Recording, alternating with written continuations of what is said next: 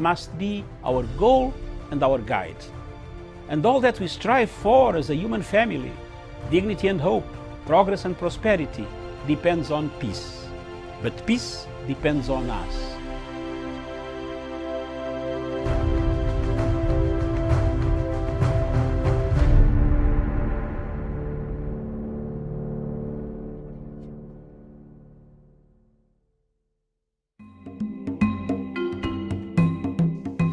Kenya is a model of peace, an island of peace in the region of turmoil. Kenya presents a unique position in the sense that the banking, the economic hub of the Great Lakes region, the ticking veins of this region remain here. Despite the few hiccups, Kenya has been the center of international conferences ranging from UN.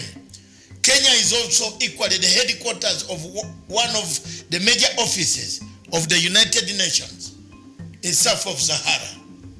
The United Nations offices in Gigir present a position, a very unique position for this country called Kenya to take on the mantle to lead the other states within the sub-Saharan region for the year 2022. It is therefore very, very important for us to support the Kenyan people, the Kenyan nation, the Kenyan government in search for this slot. The question of my dear brothers of Djibouti, I am a Pan-African. But we have had countries in Africa that always violate African Union Charter and regulations. One of them is Morocco, which said for 32 years it was not a member of African Union until it saw its own isolation that it decided to apply to be readmitted in the African Union. Djibouti is a member of the African Union. We have quite a lot of things in common with Djibouti. We have educated some of their people here. We have close links. But Djibouti seemed to be taken and whipped, used to whip by one non-African state party that has captured the African Union. If you look at the countries, the 13 that voted for Djibouti, you can tell the story of why African Union has a very big problem and an uphill task in resolving and bringing unity amongst the African states. Therefore, Kenya remains one of the best contenders, and we want to encourage the people of the world to help to vote for Kenya. Thank you.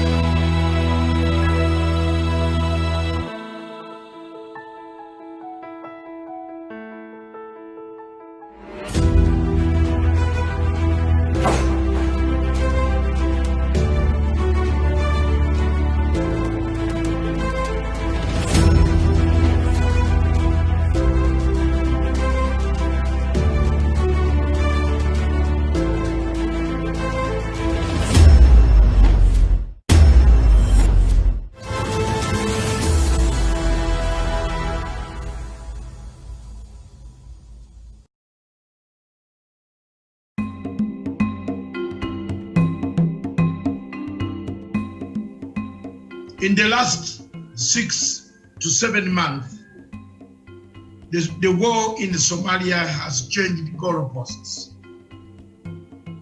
The government of Somalia seems to have changed its modus operandi. Instead of supporting AMISOM and supporting the efforts of the other agencies and other countries that have gone in Somalia to support them, to help the pacification of Somalia, the return of Somalia to the world order. The government in Mogadishu has instead initiated a move towards fighting the same governments that went to Somalia to help them. A few weeks ago, the Kenyan government asked the international community to investigate the reports that were circulating in international media with concrete evidence that money was being channeled through so many sources, including those from Qatar, Turkey, and some other countries, Norway, and so on, that were trying to kill the peace that we are trying to build in Somalia.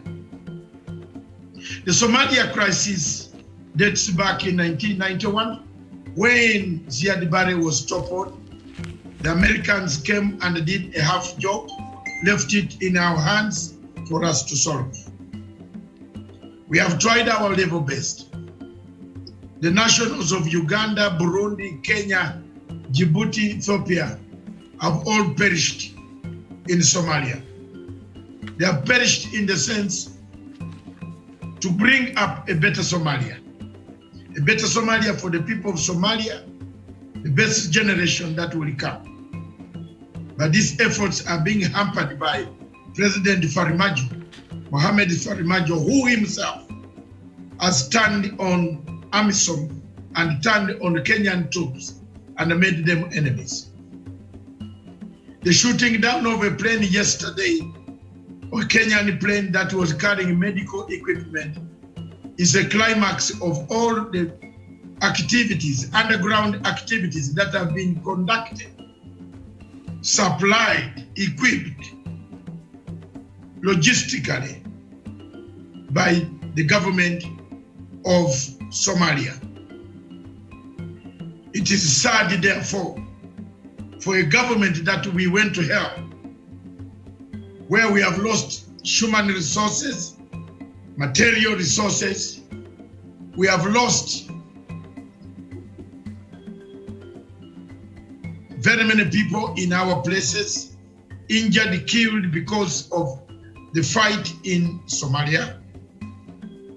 Ugandans and the Kenyans have paid a very high price for this type of liberation, to liberate Somalia from the hands of the terrorist organizations that are still in that country. It is surprising, therefore, to hear that the same government that we are helping has become a puppet government supplied by Qatar and Turkey, importing the Middle East type of operations into the region. This region goes on, and it is bringing quite a lot of difficulties for the people of the region. As I said, the shooting down of the plane that was carrying medical equipment to help the people of Somalia who are dying at huge numbers and are reported very badly by the government in Mogadishu, is a sign that there is some conspiracy between the militants who are government sponsored with those who are guarding in Baridera. The situation remains tense. We therefore leave it to the international community, to the African Union, to peace well-wishers, to find out the link and the thread, the Qataris, the Turkish, the United Arab Emirates, the Norwegians, what role are they playing in destabilizing Somalia? We thank the troops on the ground, the Uganda People's Defense Forces, the Kenya Defense Forces in Kismayo, who have kept peace despite the provocations of the government in Mogadishu. We like to take this opportunity as a Pan-African organization and organizations in Africa to call upon President Faramijo to stop these war-like activities against the same people, allies who came to liberate Somalia from the hands of terrorist groups that keep on coming and multiplying in Somalia. This is the double-edged sword of the Somali government. They work both sides, they cut both sides. If we are wrong, the world will see. Thank you.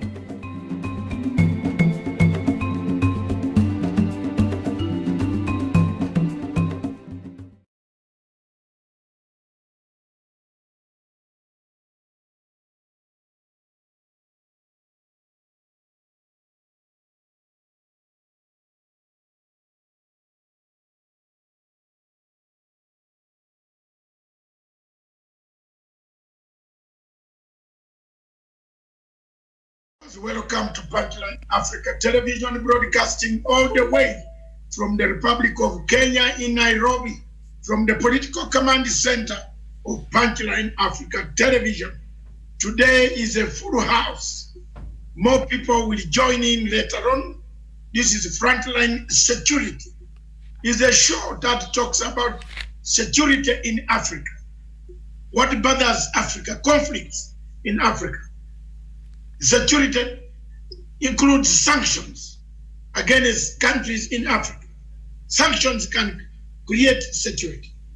Insecurity can come from sanctions. If people are hungry, they will create insecurity. This morning, we are going to look at Kenya's candidature at the United Nations non-permanent membership rotational 2-year position. As you are aware, the African Union took a decision. 37 countries in Africa endorsed Kenya. Includes South Africa, Zimbabwe, SADC, the entire SADC. And then later on, after the endorsement, before I introduce my guests who are in the studio, I want you to know what we are going to talk about. After the endorsement, we had a problem. Djibouti, that looks half Arab, half African, came in and said, no, they are also interested. The history of African Union is littered with divisions. From the Organization of African Unity, remember the 1965-66 Biafran War, half of Africa said they support Biafra against General Yakubu Gowon, General Buhari, General Obasanjo, General Abdallah Abubakar, General Ibrahim Babangida, the killer machines that destroyed the Igbo land. Nyerere led a battalion of African heads of state to recognize Biafra. Today, in Africa, it is not the Pan-Africanism that sends us to recognize what AU has said. What sends us is the neo-colonial, non-African state party or state parties called America and France. On this television, we call it as it is. What will you do? We don't do money laundering. You will not call us to America. We talk our minds. We are not terrorists. We have not gone to Afghanistan to kill people. We have not gone to Italy or Iraq to destroy Iraq. We haven't. So what? We didn't go to Libya to kill people. We are only talking, and we help you in our discussion why Africa needs tough membership at the United Nations Security Council. President Mugabe, the late, my hero, told you people before he went to see God, he said, instead of fighting for a non-rotational, let's fight for permanent place. Are we not old enough after 66, 63 years, 64 years of independence, the first country in Africa? Can't we hold a permanent place? Why are we taking second fiddle? Then America goes behind us to support Djibouti. Those are the questions.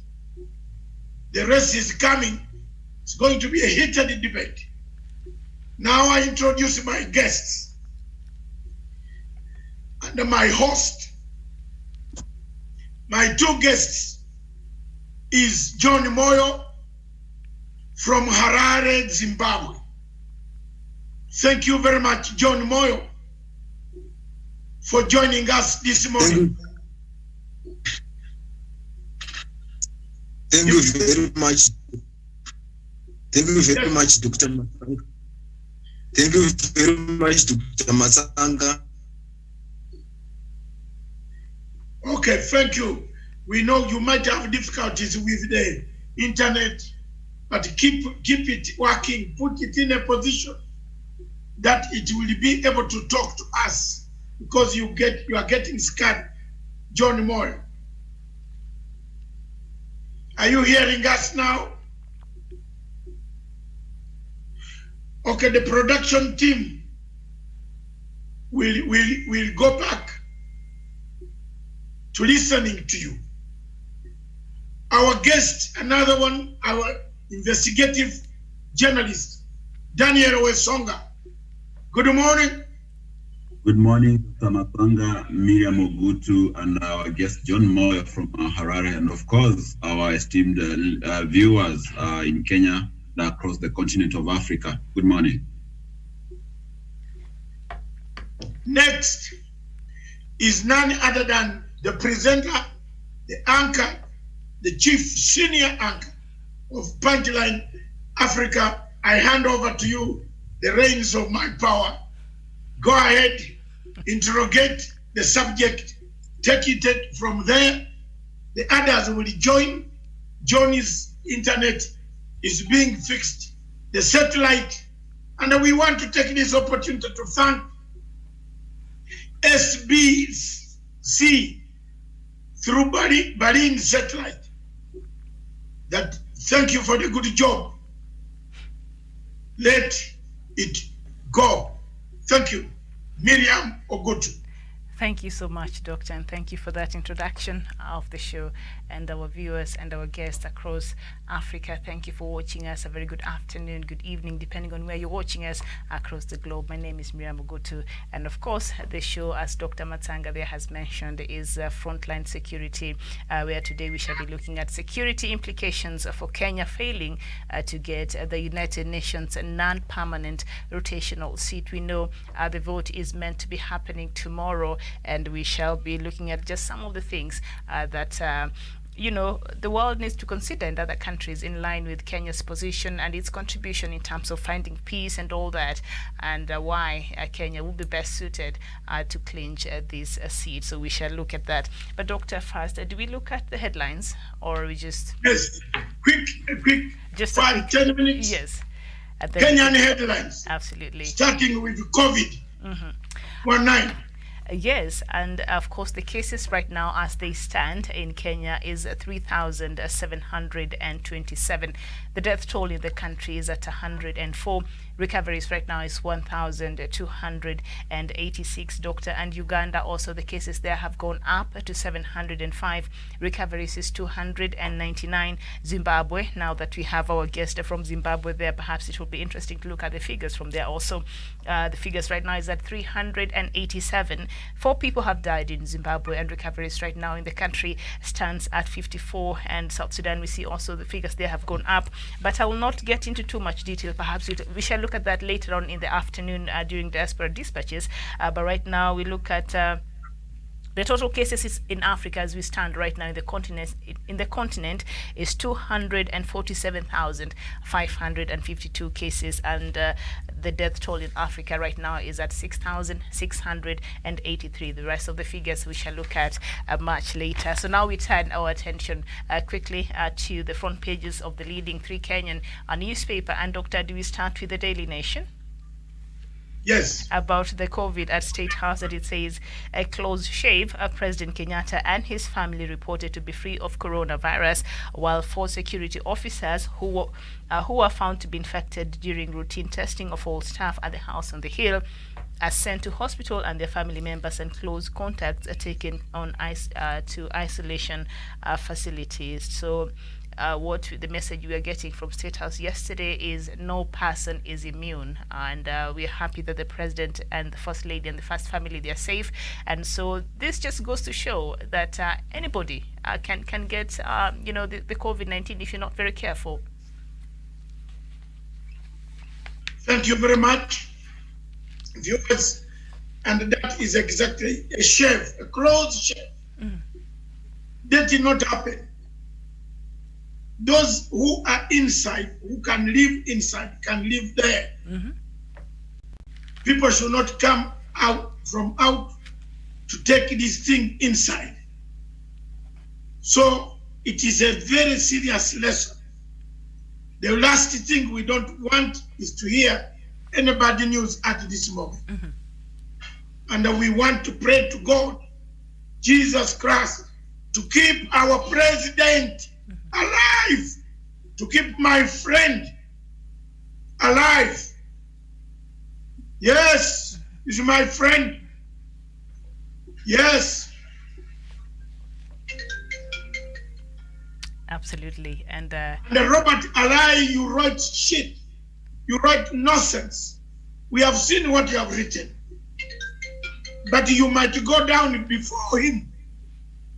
You know, you saw what Robert Alai wrote. You have seen Robert Alai Twitter. I've not been to Twitter today. And then you see what the people are saying. They are saying it should have been, there would be no miss. Why didn't it catch Uhuru? Surely you wish somebody death. And these are people who are born with brains, or some brains disappear. I'm not worried of Robert Alai controversy. You know, if there is a man who needs controversy in this country, is Matanga. I like it. Bring it on. We shall play. We shall play. I have never, with Robert Alai, I don't care about this. This is what? The only thing he beats me is an identity card. But the rest, zero. Zero. Even if you gave him to me as my son, I will not take it. All right. Because you can't have a son who wishes people death. Surely. Even if you hate a person, you don't need to wish a person death. You don't. You don't. Just leave it. There are many people calling me, write story about my group. For what? Why are you forcing me into things I don't want to know? I know Miriam will touch about it. It is here on the front. Don't involve me in things I don't know. I'm the poorest man in this country. With the little I have, So don't tell me, oh, write this. Write what? I look for people like Maraga who made me spend my 7 million. It pains me here, the brain, when I look this judge. The man who took my money is somewhere there that is claiming to be a supreme. That one there, they are there. $7 million. That is a plot. I am done. Miriam, back to you. All right. Thank you very much, God, for keeping President Uhuru Kenyatta and the family, and keep him so that we finish the legacy, the tenure of office. We leave it, hand it to the people. The people will choose who wants to be the leader. Don't first come when the president is still alive. You want to take over his seat.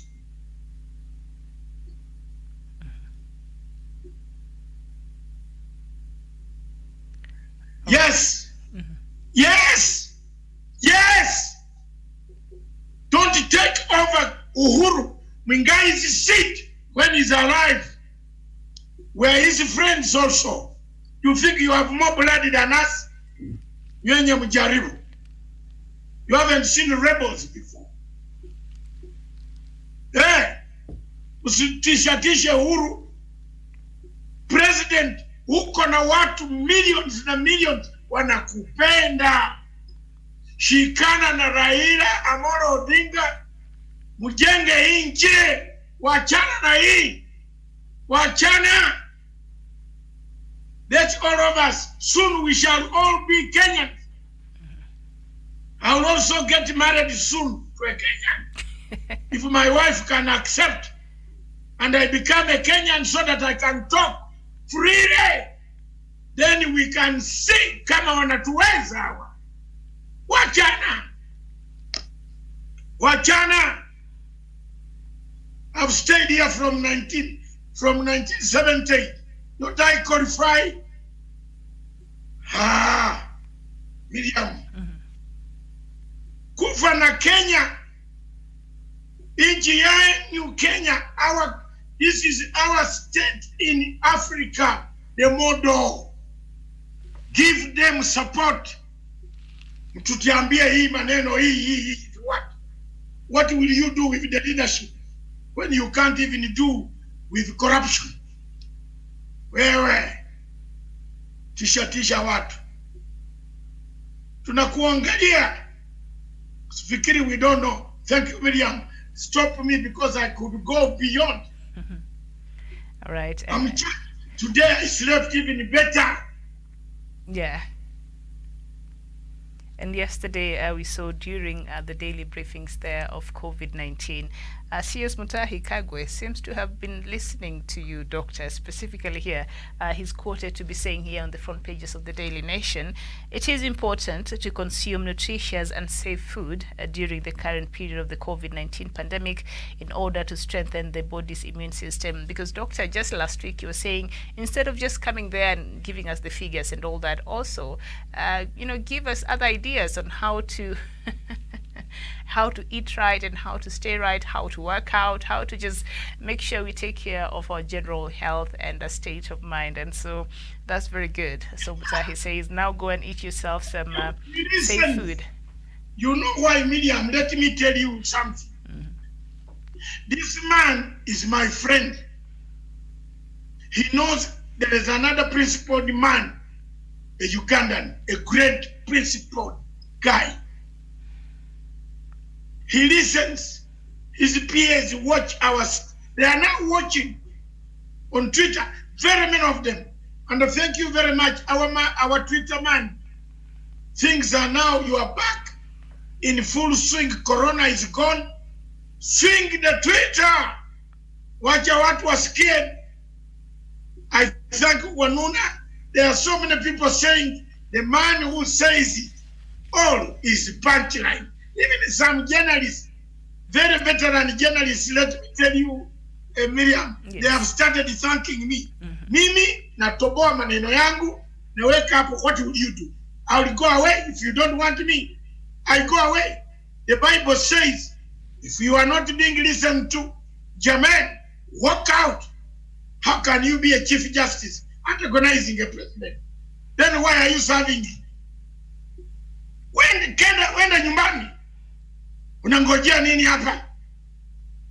Unataka tulete all the skeletons you have? Why do you wait for skeleton, mama? Kula chakula, kuja na new presentation, Mutahi Kagwe. Usiambie sisi every day. This. Why are you giving us bad news every day? Kenyans need good news. Wambia leo nataka mkule potatoes. Haven't you seen the way I've lost weight? Look at me, Miriam. Here, the boy is losing weight. Look at the boy. Because I'm eating seven. I'm eating 7 what? The diet. Menu. Okay. Menu where he said only 3 cassava and 2 potatoes. Let's go on the business. Thank you, Wesonga. Sorry. Yes. Yeah, we understand, Doctor. Right, so yesterday, and Wesonga, thank you, and thank you for joining us this morning.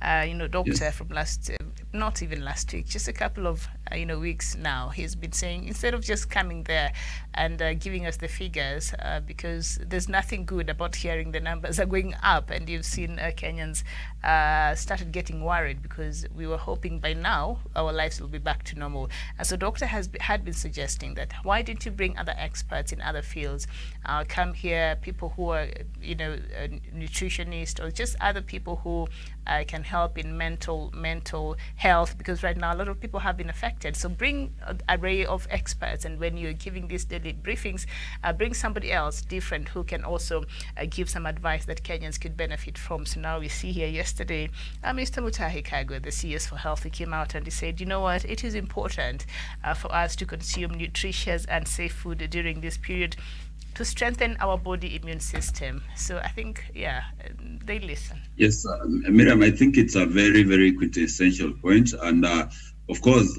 for any ailment, it starts with the perception that the people have. So if the minister could bring in people to advise, specialists to advise on the dietary requirements that people need to take in so that they can boost the immunity, it's not necessary for those ones who are already infected by the virus, but also those ones who are just trying to keep safe from the virus. Of course, if you have a better immunity, then chances are that if you contract the virus, then your body system is going to fight it quite effectively. And also one thing that you mentioned there, the mental positivity, and that is a very good thing. With any kind of disease, so long as you have that positive notion about handling it, then it's going to go a very long way in trying to combat it outside our midst as a people. So I think it's something that brings a new angle to the fight against coronavirus. And some days, I think they just make it to be a day where specialists come in to advise Kenyans what to eat, how to handle these disease, and also how to reduce the stigma among the society. So I tend to align myself with the sentiments of Dr.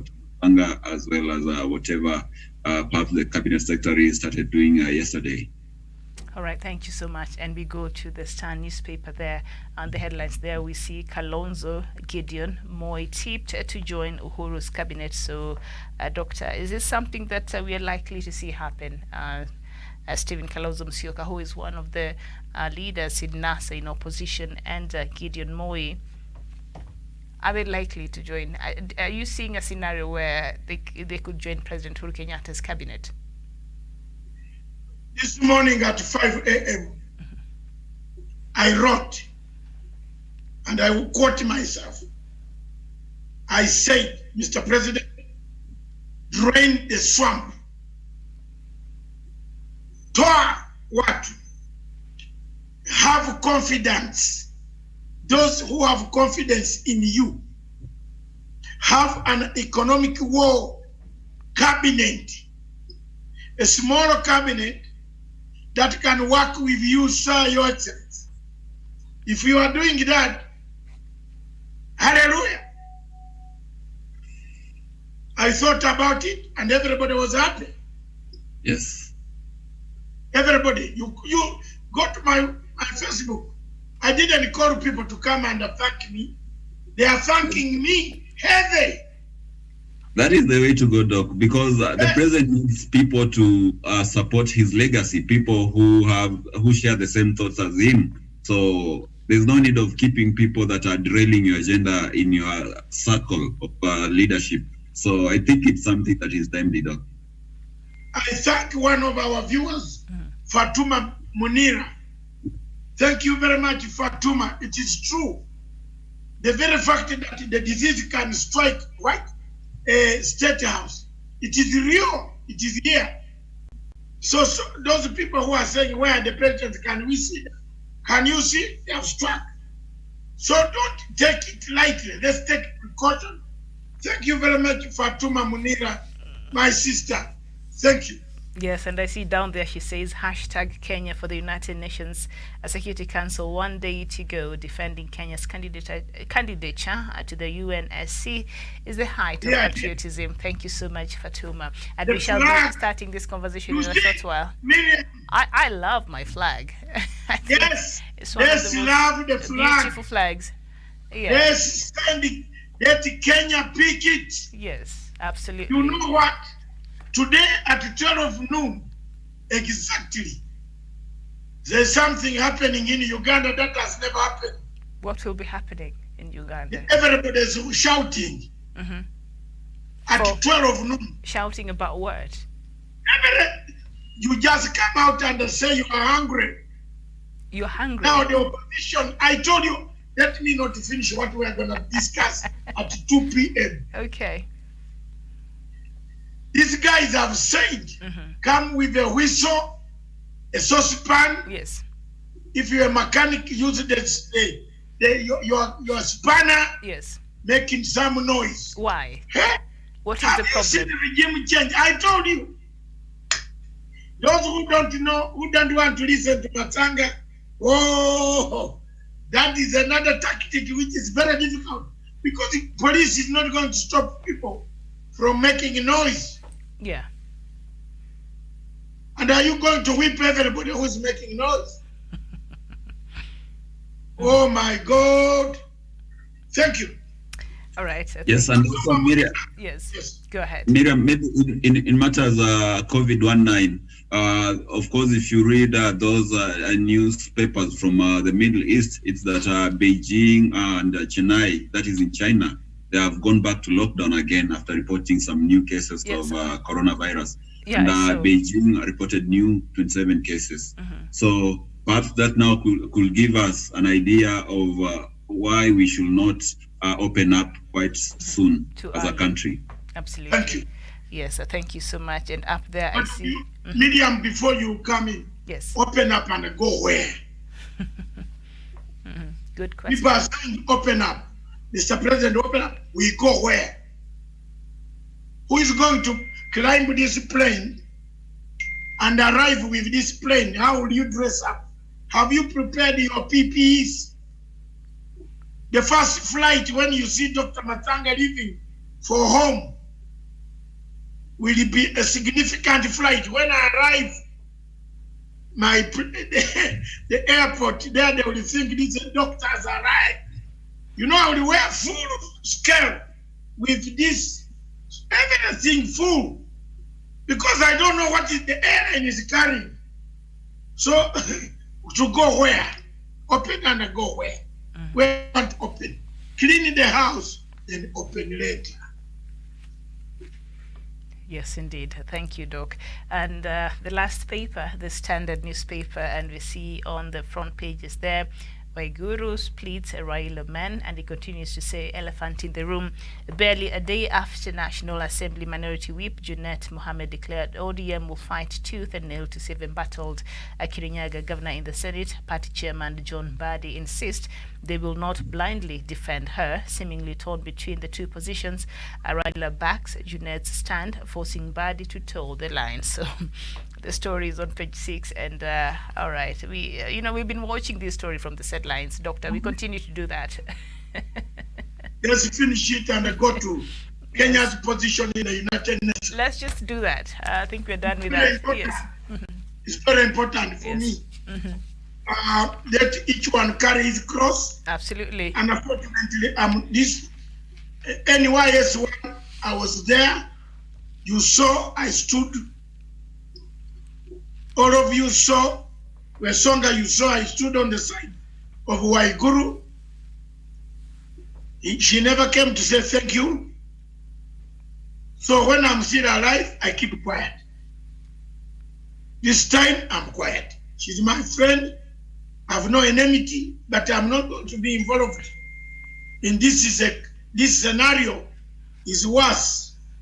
How do you go on, you only being looked for others? It's very worse. Let me keep quiet. Let me support Kenya. One day to go. Get out and vote. One day to go. Get out and vote. Those in Africa, vote for Kenya. That's it. There you are. All right, and in just under a day, Kenya will be on the ballot for one of the 5 vacant slots reserved for non-permanent members of the United Nations Security Council. Kenya's bid follows a resounding endorsement by the African Union in August 2019, a reaffirmation of the trust the Union has in Kenya's leadership to pursue the continent's interest in the Council. Now, following its endorsement as Africa Union's candidate, Kenya has run a campaign based on a 10-point agenda which focuses on regional and global concerns that the country champions. And also, yes, and we shall see that as we continue with the show. But Doctor, it is a crucial time for Kenya. Even it's just a couple of hours tomorrow, and less than a day, Kenya will know its fate. It's going to vie for this lot, and Burundi has said that we are also there, and we're not backing out. My ear to ground from New York called me at about 1 o'clock your time. Things are, yes, barabara. But I am surprised why America has done this to us. Barabara means fine, so things are okay. Yeah, in Gujarati. Okay. Barabara. Kaushe. Right. You know, I lived with Indians for a long time. They made our country home. And then when I went to Britain, I again worked with Indians. They gave me the first sight of what the world should look like. So I know a bit of character. Kaushe, Barabara. Yes. Okay. Not the French. The United States of America, what's your problem? I'm honest. Because we shall know how you vote. Why don't you tell us what we have done wrong to you?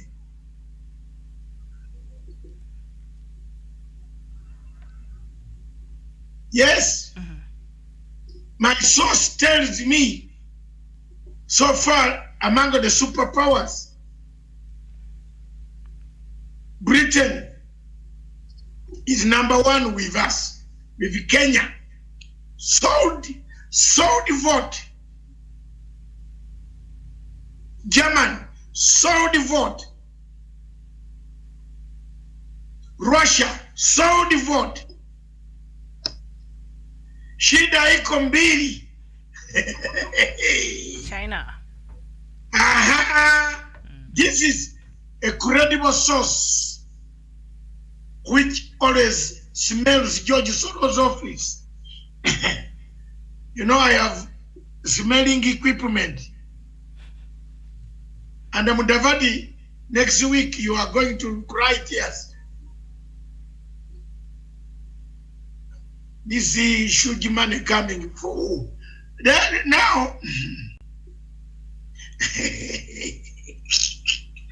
now Miriam, we have two areas. Scandinavian countries. Sweden, thank you. Those are with us. Norway, God bless you. Somalia, of all countries, they are not with us.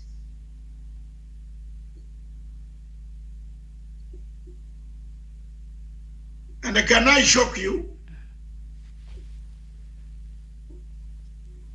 Addis Ababa. Surely? Okay. But in the permanent membership, America is playing zigzag again. I wish America abstained. But if they vote the way they are going to vote, because we are going to know who voted for who. Some people are trying to cover it up, but the vote will be seen. We shall get it.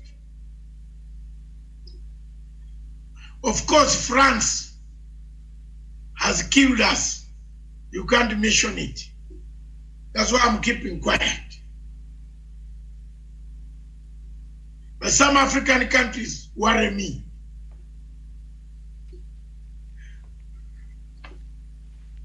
We did not create the River Nile that you hate us for nothing. This River Nile is in Uganda. Now, some people are playing politics around the river, Gosiet, or dam. We are in chaos. We took troops to Somalia. If UN had troops, it should have taken. Kenya took troops.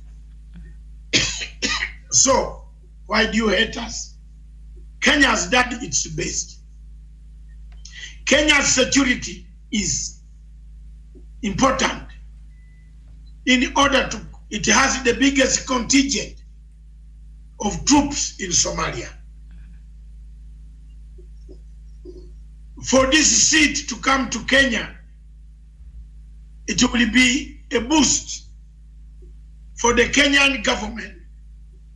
Their resources, they play your tax that you pay, Miriam, all of us will pay, is helping to sustain our troops in Kismayo and in Somalia. So if we have international overseeing system, at the moment, we can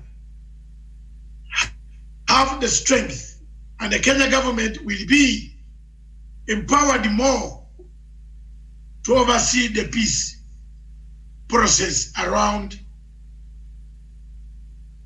Somalia. Thank you.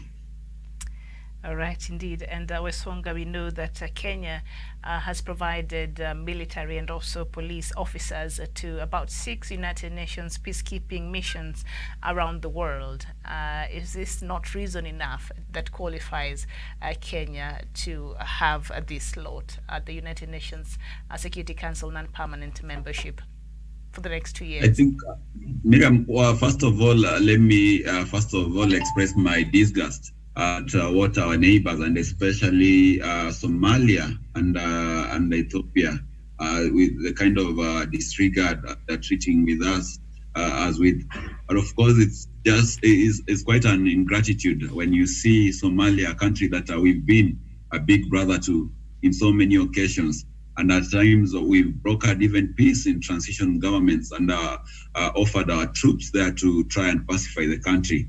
But when it comes at this hour of need, when Kenya needed its support more than any other time, they are behaving this way and running to support Egypt, an immediate neighbor which has never had an effort or maybe put up measures to ensure that there's peace in the neighboring Somalia. So I think Kenya, as a regional player, has done a lot of work in ensuring there's peace in the region. And of course, the country itself has been seen as an oasis of peace for quite some time. And of course, showing a good example for the best of the region that we can maintain a peaceful coexistence amongst the citizenry and ensure that our economies grow. So really, by all measures, Kenya deserves the position in the UN Security Council. And if it could get that position, as Dr. Matsanga says, then it will be a very big boost in the regional security, because Kenya has been a key player, and that is what all the other countries should watch for. And as that now 37 countries out of the 56 countries in Africa have endorsed Kenya against the Djibouti's 13 countries. So these 13 countries need to reconsider that. Of course, even the Bible says that to whom little will be taken from those ones who have little, and those ones that have more. So Kenya has shown an example of leadership, and I think that position is well deserved for the country. And Djibouti, when I look at it, I think it still has some challenges even back at home, and giving it such a tall order will perhaps not work well with it. Right. I don't know if we still have the guest we had earlier there, Effort Makusha. I don't know if he's still there or he left. We had a bit of a problem with his signal. He had joined us from Harare in Zimbabwe. Production, do we still have our guest with us?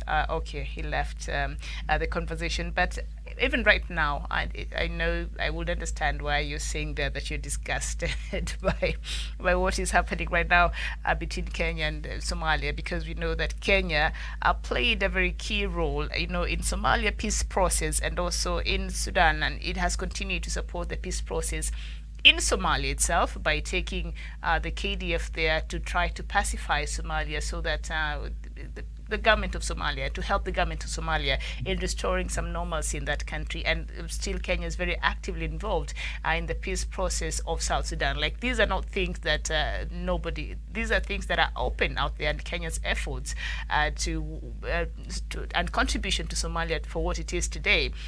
The world knows that. So it is very interesting now when Djibouti comes and says that because one of the key things that Djibouti is using as an ammunition against Kenya, it is saying that Kenya, the misunderstanding between Kenya and Somalia on the maritime, border in the Indian Ocean. So Djibouti is using this and saying, you see, you cannot trust Kenya, and should Kenya get this position, then it will use that position to ensure that it takes, the blocks from Djibouti, from Somalia, and all that. But we know Kenya has been very paramount and very key in the peace process in Somalia and also in South Sudan. But South Sudan, of course, they appreciate that. But what is it with Somalia?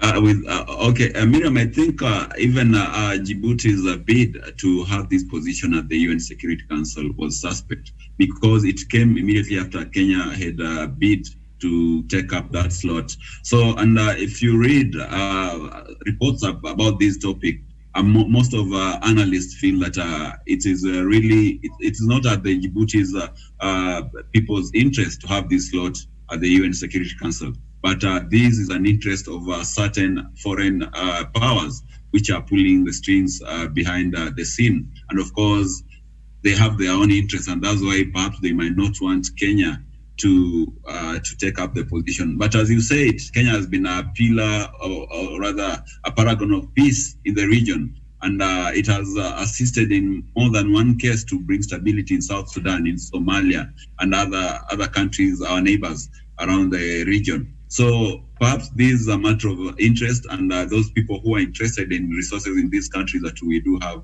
instability. So perhaps it's a notion that when Kenya takes up this role, then it's gonna live up to the expectations of the many African countries that are supporting our bid. And of course, that one will not go well with these foreign powers that have vested interest in this. So it's more of geopolitics being at play, Miriam.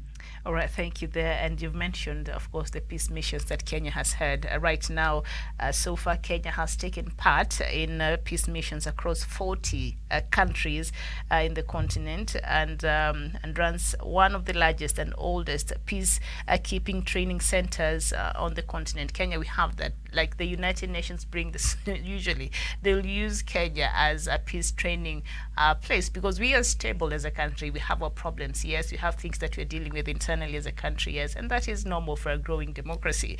But we are stable enough that they would trust that these missions could be safe in Kenya, and have been safe in Kenya. And so, and right now, currently, the current ones, Kenya is involved in about 6 UN peacekeeping missions right now. So I don't know why Djibouti would use this against Kenya, because that is not the truth in the ground. The truth in the ground is Kenya is actually a country that has been advancing peace and has been trying to mediate, and it is an island of peace amongst a lot of troubled neighbors. First of all, Miriam, it brings us to the question: why do we have conflicts?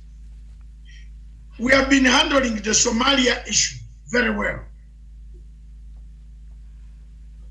Kenya, from the time of the conflict, Kenya has suffered the attacks, the killings, the destruction of property. Kenya has suffered the wounds of the war in Somalia. The United Nations Security Council, led by America, decided to overthrow Siad Barre. America came in and 1991 dismembered Somalia. It cut Somalia, brought the suffering of the people of Somalia. Somalia became stateless, a pariah state, left by the same superpower called United States of America. The countries, the frontline states, Ethiopia, Kenya, Djibouti,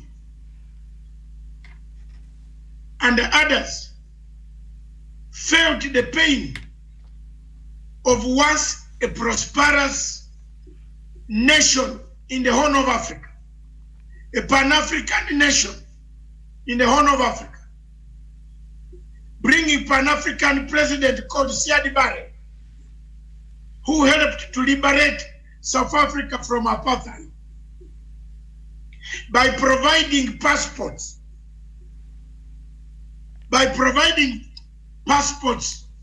of Somalia to ANC freedom fighters who were going for training in Egypt, in Russia, in China, in Uganda, and other places. A vibrant state in the Horn of Africa, reduced to ashes by the same state called America. America left Somalia haphazardly, leaving even some of their men behind for God and themselves.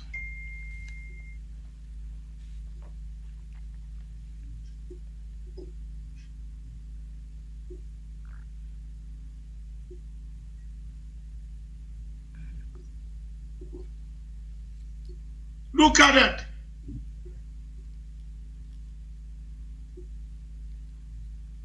Look at that.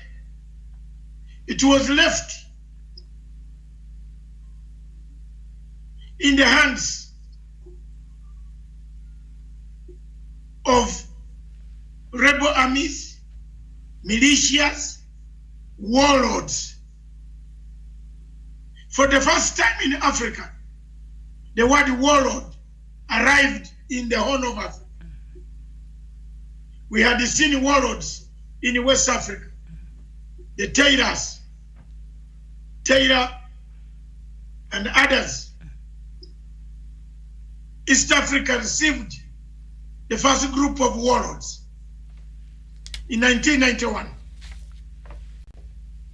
Today, as we sit, America has gazetted several countries as terrorist groups. It has even included Zimbabwe as a terrorist group.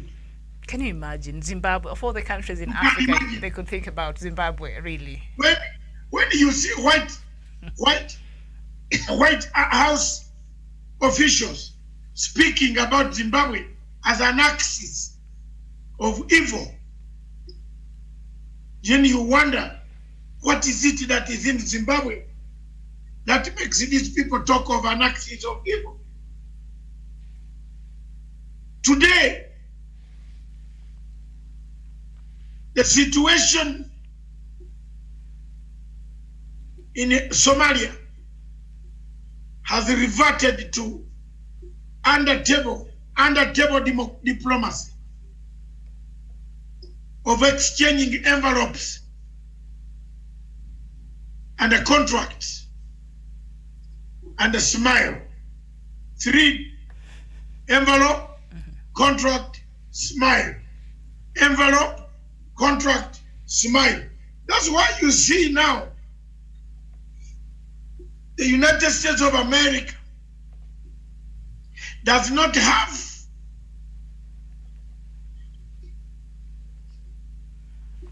the stand to come out to say we are with Kenya. Because if they said so, 2 of the items will go off the diplomatic tongue. Miriam, maybe you want to know the 2 items: the contract and the envelope. The smile will remain. Hi, hello, how are you, David? I'm fine, how are you, David? Yes, how are you, Mr. Madam Amamo? It's all right. America is very good. We are supporting you. Where's the support? And Doctor, right now, President Uhuru Kenyatta is the current president of the Organization of Africa, Caribbean and Pacific States, and a member of the Bureau of African Union Heads of State and Government, meaning, owing to these positions that the president has in this continent, he is better placed to effectively articulate some of the issues that we're having here, using those positions already that he's advantaged of to really push for some of these agendas, and especially the 10-point agenda that Kenya will be bringing on the table, but also other things that affect the continent. Thank you.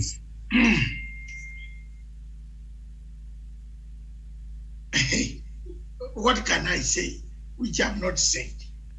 Miriam,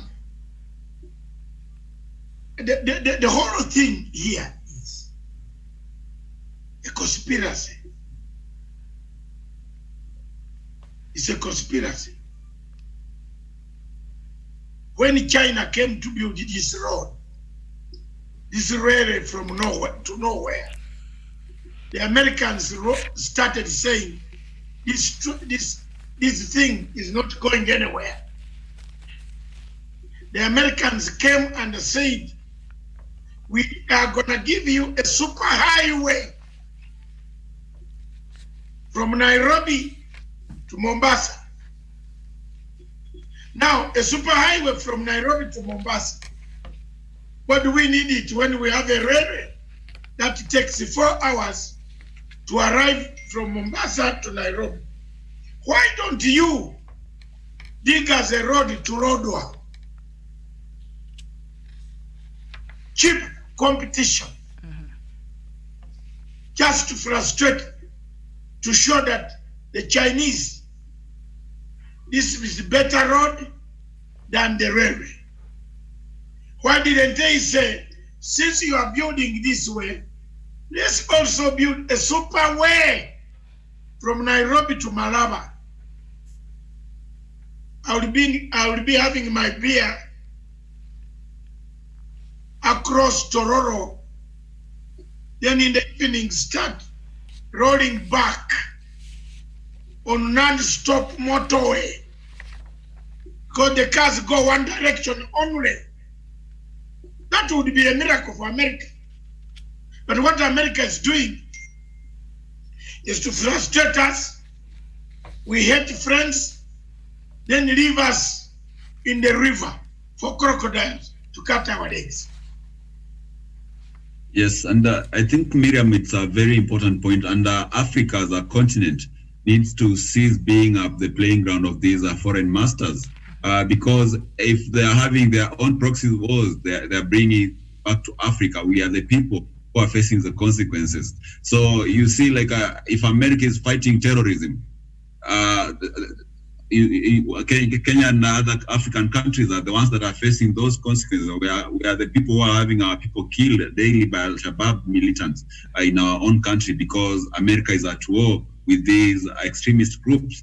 So I think it's something that Africa should walk away from and be able to have an independent decision-making organ where we can decide our own future and maybe cease from these begging ball kind of diplomacy to these superior foreign powers. And of course, the issue of Djibouti is just one scenario of where foreign powers are bringing their proxy wars back to the African continent, where majority of people feel that Djibouti's agenda is not genuine, and they are being pushed by these foreign powers to try and thwart Kenya's efforts to get these slot at the UN Security Council. No, so as you understand, yes, that we have continued as a country to anchor the search for peace, and therefore it will only be appropriate that we sit on the same table with the decision makers on issues of peace and security, so that we are able to give back and improve whatever we are having today in the region, whatever peace processes that we are handling in the region. And when you look at Djibouti, really they don't have much on their back in terms of historical reputation in solving disputes in this region, or maybe just providing peace, taking part in peacekeeping mission. So that is something that should be looked at from that angle. And also, I think a term there that you used that I found to be very interesting there, you said Djibouti is not genuine about its reasons as to why it is seeking to have this slot at the United Nations Security Council non-permanent membership there, because African Union, usually the way it will happen, African Union member states will vote, will have a vote for the countries who wants to come and vie for this post, and then the member states will vote. And the vote, there were two votes that took place, and in all those, Kenya won. And the last one, Kenya won by 37 votes to 13. That was a resounding victory there for Kenya. And something that is quite interesting now that has made me think about the genuine reasons as to why Djibouti could be wanting this, and are they genuine really with their reasons, is because Djibouti actually came and conceded, and in both times congratulated Kenya, and then after that it backpedals. So that tells you somebody is pulling the strings, because Djibouti already conceded twice. And another loophole there, Miriam, is that even if Kenya is endorsed by the African Union, there is no particular impediment that will block Djibouti from voting for another, maybe having a divergent opinion or maybe a divergent vote on that. So my thought is that as much as Kenya will receive an endorsement from the African Union, we have to really know who our enemy in this entire process is. And we should not expect that at any particular point, Djibouti is gonna back down and really support us. And also the other countries like Somalia and Ethiopia. So perhaps we should brace for the best, but also be aware that these people, these countries rather, might as well go all the way to the main ballot at the UN. So that is what we should brace for as a country also.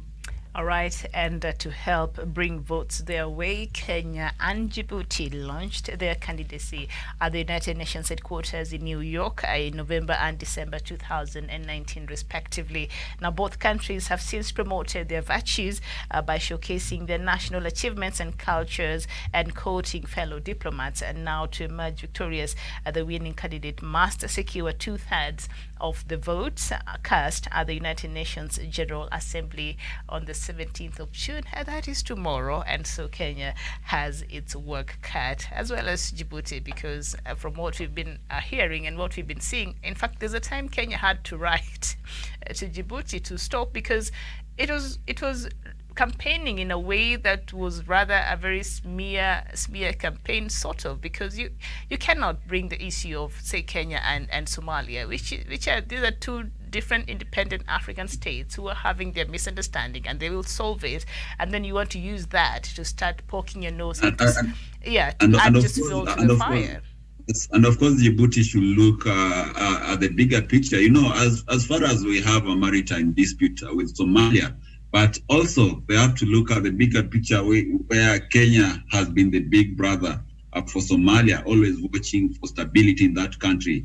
And perhaps what they should also realize is that a lot of Somalia nationals are in Kenya, and we have a very vibrant Somali community in Kenya doing business here. We have students from Somalia who are studying in our universities here. So really, we do have strong bonds with the Somalia with the Somalia people, and these small dispute really is just an excuse of trying to validate the agenda they have with whoever foreign power that is behind their bid at the UN Security Council. So it's really I think they're just trying to portion blame so that they get a validation for their stand, but nothing much can be read from whatever they're giving out there. All right, indeed, and or as when Djibouti decided to backpedal on its concede there to Kenya, a lot of people thought that this could have something to do with some pressure from the francophone speaking countries, or one of them up there, and there was a speculation that some French speaking countries might have put pressure on Djibouti not to back down. Remember, in Africa, as much as we have our different beautiful indigenous languages that are Africa, our own. But unfortunately, can you believe we still find ourselves fighting under the disguise of we are Francophones, we are Anglophones? Like, what kind of nonsense is that? So it is believed that some French-speaking countries told Djibouti, no, you cannot back down now.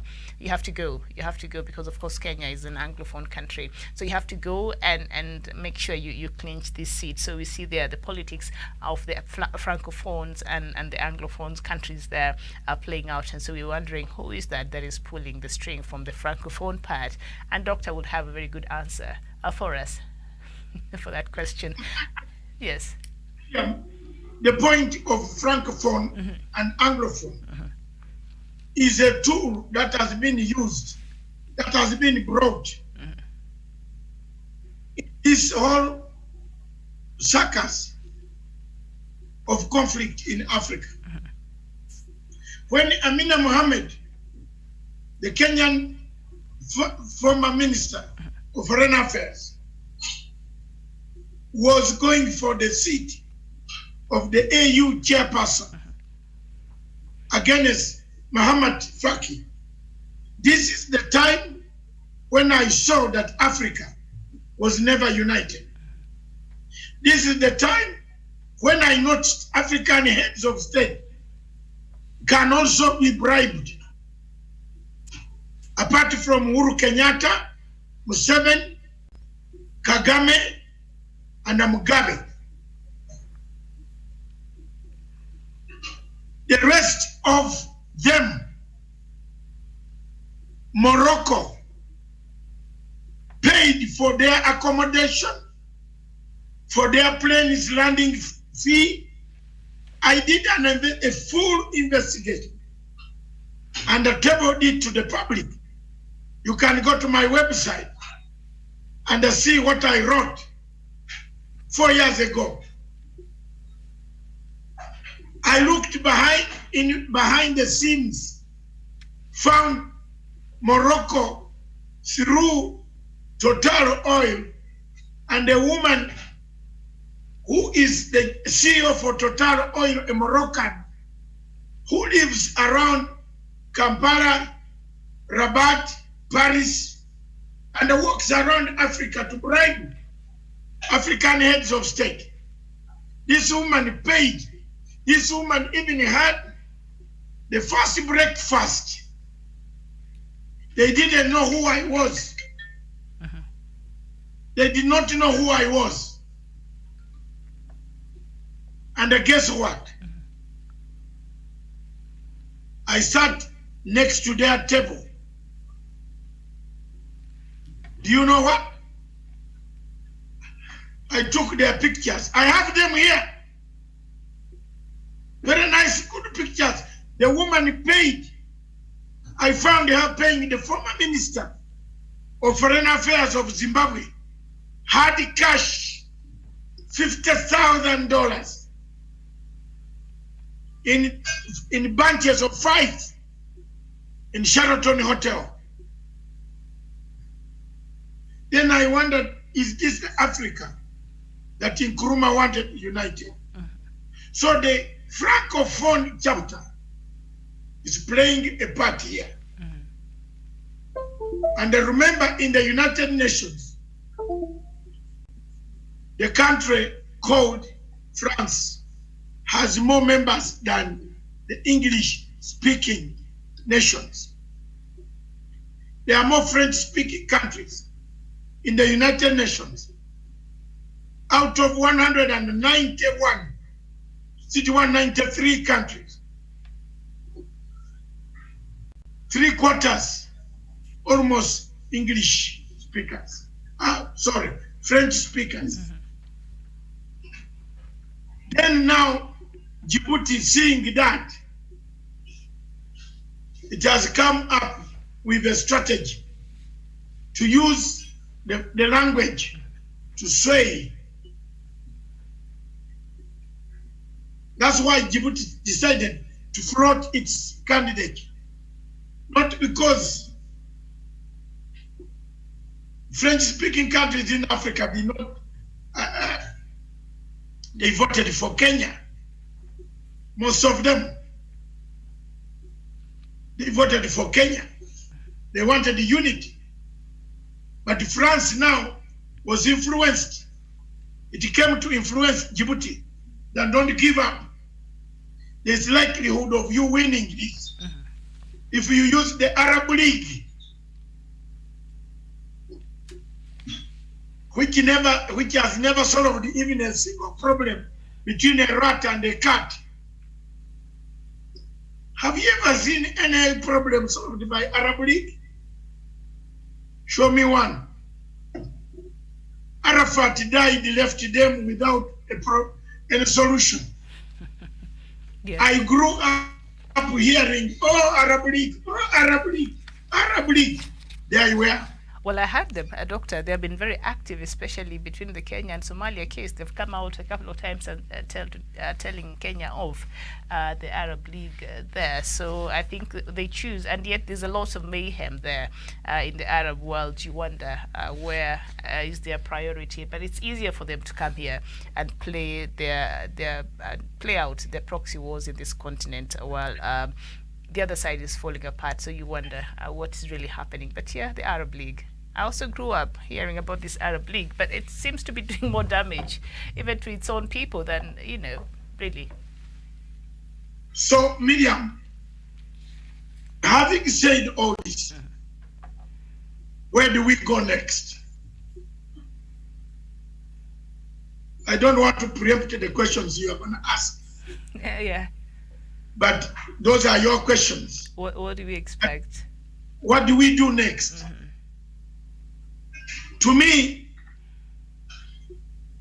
this is the solidarity We have done our best. But can we look into ourselves and find out when the president is seated in State House today? Why is it that only the foreign ministry, it does so well, but it gives the president a headache? I want to bring this matter to the table today.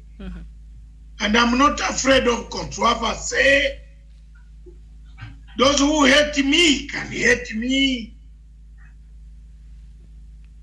So you're feeling the foreign ministry of Kenya is failing? Yes, is not doing its best? Yes. You and I, we have always looked at the loopholes. We have a new Minister of Foreign Affairs. The last time she addressed us was on the question of students in Wuhan. Have you seen her again?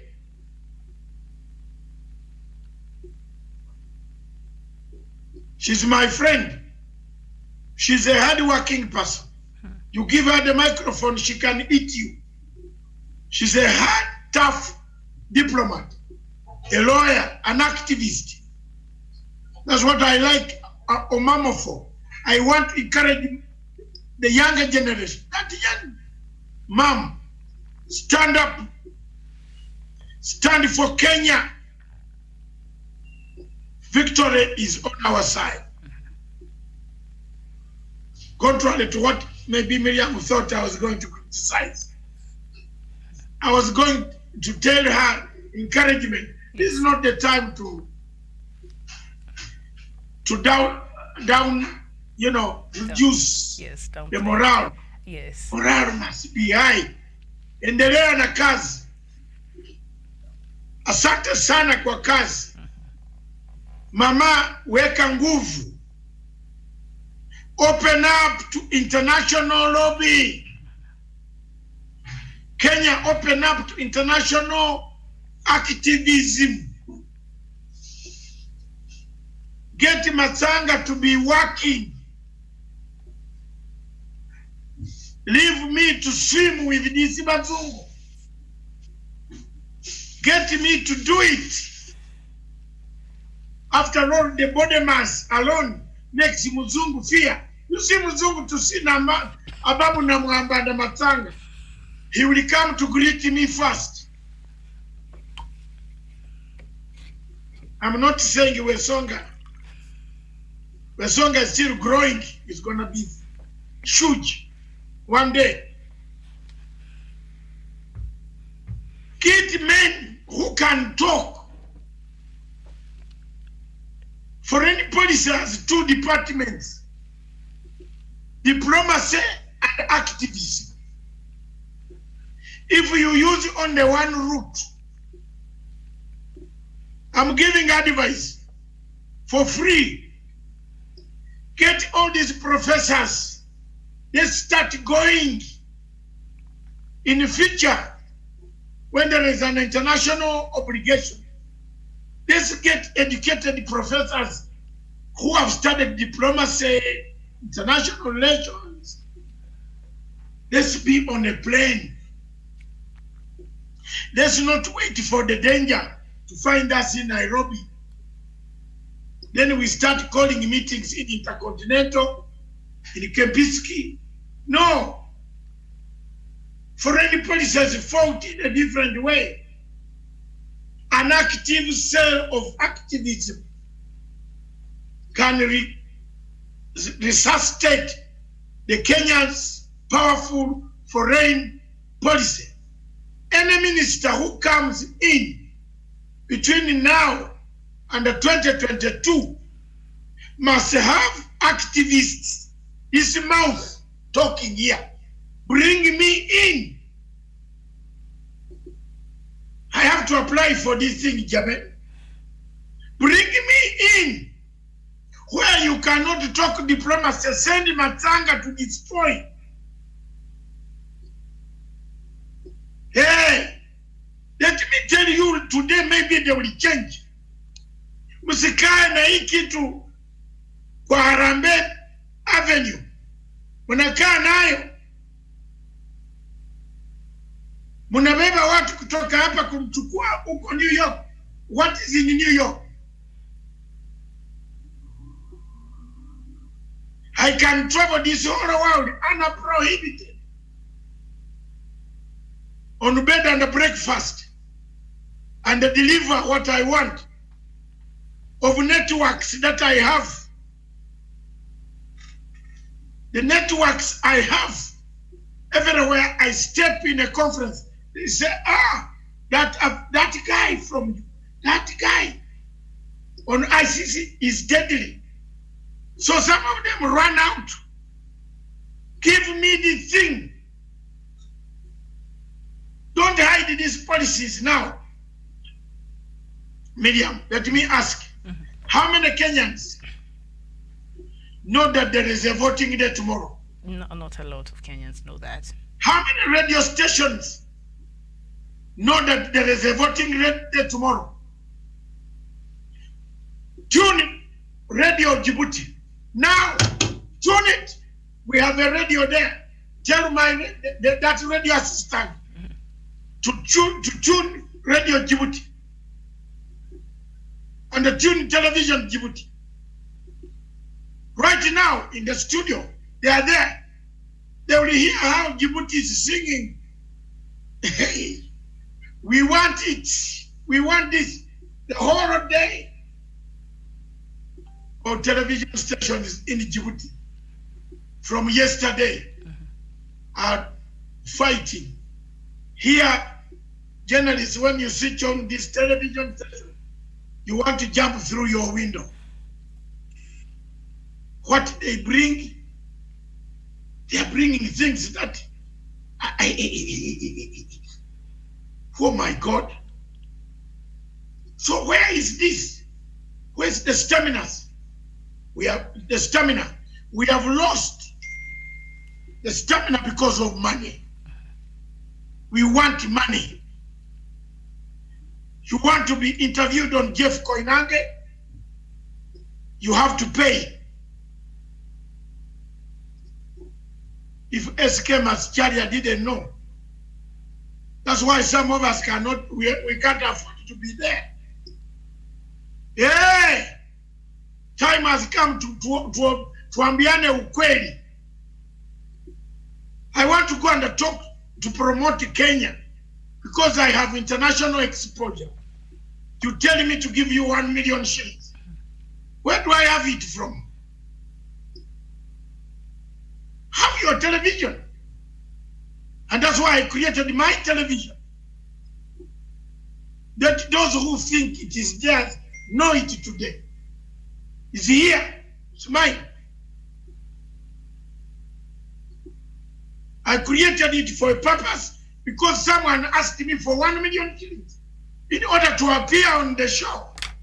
Miriam, surely, nilete million moja, and I'm defending your country. Hey, show me how many television stations now are showing. Ask any Kenyan, put a question in the streets of Nairobi. Wesonga is an investigative journalist. Go with a microphone. Down in Kimathi. Tomorrow Kenya is going to, he said what? Kenya's what? COVID. People know COVID. We have not, by now we should be playing the good things that Kenya has done. So that doubting countries start saying, yeah, that's a point. Medium. Yes, and of course, that's yes, my submission. Yes, and maybe just to chip in, Miriam, I think Dr. Matsanga has raised a very valid point there, and that is a lack of a proper lobbying strategy by the people in the relevant Ministry of Foreign Affairs. You understand that in the earlier vote, 16 countries abstained rather than vote for either Kenya or Djibouti. So many of them are from Francophone countries. and of course those are countries that speak French. But the fact that they abstain from voting, it means that proper work was not done from the lobbyists from our side, because if this campaign was driven quite well, then we will have most of these countries who abstain voting, and perhaps if hopefully they will have done so, then they will have voted into our favor. And then another point that came out clearly is that when Ethiopia ran for the UN Security Council seat in 2017, Kenya was among those countries that vigorously lobbied for Addis Ababa to clinch this seat. And of course, these elevated our relations in terms of strategic partnership. But when it came to our time now to have this seat, you saw Ethiopia developing some cold feet and turning back against us. So that means that there's a very, very big lapse in terms of people who are mandated with driving our agenda out there and just poaching a very safe ground for us to propagate that agenda of getting this seat. So I totally agree with Tomatanga's opinion that as a country, we are not doing the right job as far as this campaign is concerned. All right, thank you there. And our viewers here also, you've been writing to us. And of course, Fatuma Munira earlier wrote, you said, hashtag Kenya for UNSC, 1 day to go. Defending Kenya's candidature to the United Nations Security Council is the height of patriotism. And Marcus Atiaya, you're saying, following quite informative and direct to the point. This is what Africa needs, a plain truth. And things goes wrong, it is because of ignorance. So he's saying we're doing a good job, I think, there, from what I can gather from our viewer there. And Sidonio Jivandas, you're saying, the Kenya-Somalia issue is the same all over Africa. This is the reason why Africa is not moving forward, because we are African, we're still colonized by Europe. Especially that now we see China doing the same. We need to change our mindset. All Africans do matter. And you're also saying the problem is not Africa, is that we still depend on international donors. So we seem to be dancing to the tune of who pays the piper, I think. And Dennis Ikachoi, you're saying, I now understand how the proxy wars are costly for Kenya between USA and China on the failure to complete the SGR to Malaba. And you're continuing to say that Western interference is too much. And Africa Rising, you're saying Kenya has always stood with its neighbors in the region for continued peace, stability, and economic growth. Kenya deserves a seat at the United Nations Security Council. Thank you so much. And who else? Dennis Ikacho is also saying Dr. Matanga's humor makes the show interesting and educative. All right, thank you so much. Chol Makora, thank you for watching.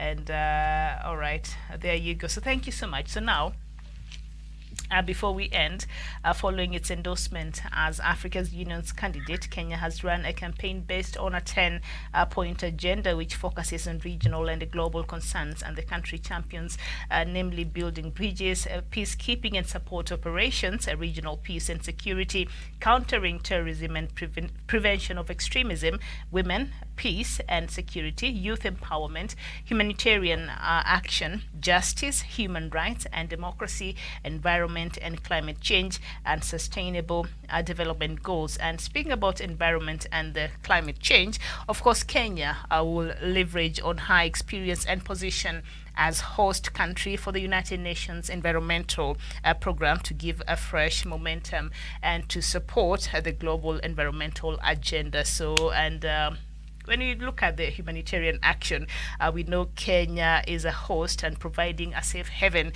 for over 600,000 refugees fleeing conflict and instability in Somalia, South Sudan, and other parts of Africa, and indeed farther afield. So, I mean, the credentials just keep going and going. And I think at this point, anybody who has not been convinced yet as to why Kenya will be the best candidate for this slot, I think there you have it. So thank you so much, Doctor. Do you have any last words? Yes. Kenya has got the best people. That is true. The what? The beauty, the height.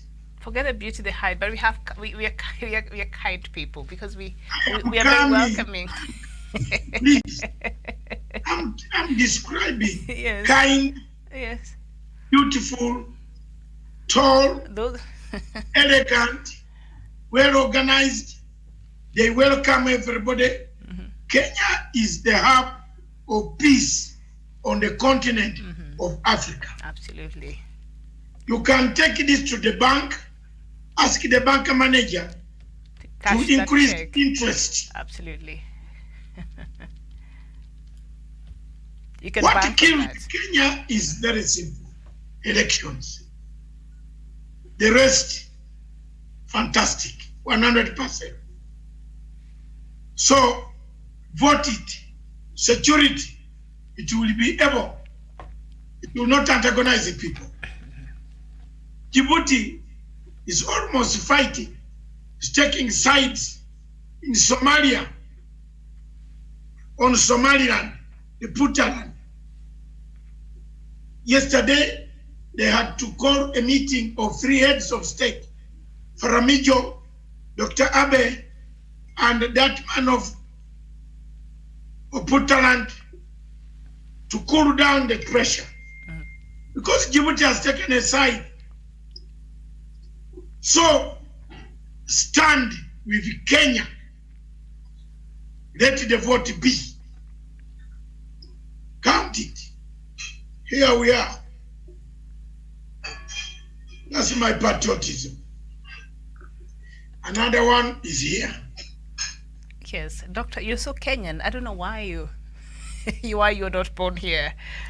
I think you're so patriotic, more than Yes. a lot of Kenyans I know, and thank you so much. Thank you. Thank you, ma'am. Thank you. This is my flag. Yes. I want to thank all of you that tomorrow, from midnight tonight, I will be holding this flag until the vote is cast. I wish the Kenyan diplomats well. I wish they learn a lesson from this, that the cases like ICJ, ICC, don't use self-diplomats. Get per diem to go there. Give this per diem to activists. International cases are never won by diplomats. They are won through lobby and the contacts. If you don't know anybody in London who can push you to see the police commissioner of London, then you are lost. If you don't know anybody who can push you to see one House of Congress member to give the document in the US, then you are useless. But an activist could know a contact that can deliver you to the Prime Minister of Italy. So use them. I am a member, a life member of International Institute of Strategic Studies. It has one of the highest buildings in Her Majesty's government city, London, near Parker Lane, near Hilton Hotel, Parker Lane. Next, there, the headquarters, you pay membership. Once you study political science to a level in London, you automatically they send you forms, you become a member. Therefore, you get their leaflets until your children read them when you are gone. Utilize people. Yes. Don't carry this per diem to it alone. when you are going just to sleep and sleep and buy things from Max and Spencer for your children. Send we activists who don't care. You find Ocampo, you tell him, I'm going to beat you up. Hey, don't touch Kenya. Miriam, can I tell you what I did to Ocampo? Outside the because if you beat him inside, they will arrest you. So I waited for him to come with his bicycle. I said, wait. Simama, stand there. You saw that picture. I don't know whether you can bring that picture when I was standing with Ocampo in front of the ICC. I said, wait. You thug. You call me a thug? He didn't know I was giving him a file that he had left. He called me, you say you call me a thug? I said, I have some material, I found it here. He told me, I don't want to see you. So I told my activists from Nairobi to block the door, no entry. Because inside, the Askaris will come to protect him outside. It is the Dutch police who can separate us.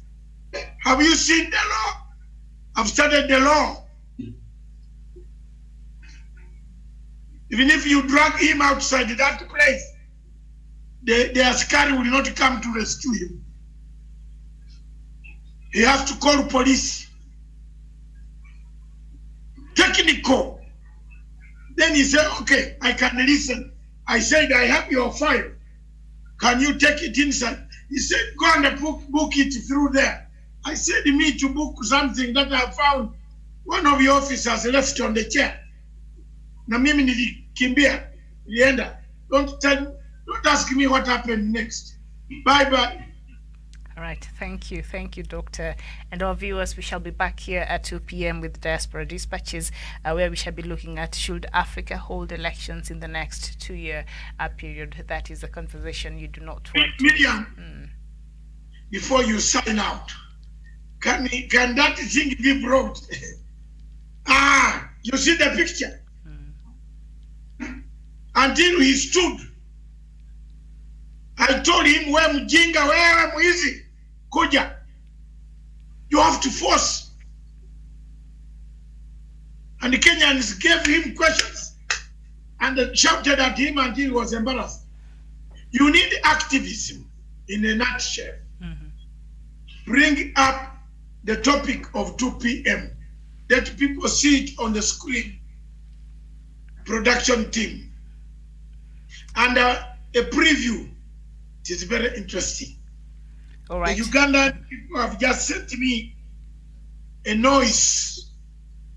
People are making a few minutes at 12 sharp. Miriam, there was plenty of noise. Okay. The whole city of Kampala came to a standstill. People were whistling. Hey, that's a new format of passive engagement. That is not passive, that is loud. Silent engagement. Silent, you're quiet, but that is quite a loud engagement. Can you imagine the noise? Yeah, but I think it's better than protesting. It's better than a chaos. So if you just make the noise and you go about your business, yeah. Yeah, that's the topic. Miriam, read it. It's very nice. This is a very interesting topic. So should Africa hold... One of your countries that you don't like to hear about wants to hold elections in October. And should Africa hold elections in the next 2-year period? So that is something that we shall be looking at the topic at 2 p.m. And of course, we shall have some few countries as our case study. And this is something that you don't want to miss. But for now, thank you so much for watching. So we see you here again at 2 p.m. East African time. Songa, join us at 2 p.m.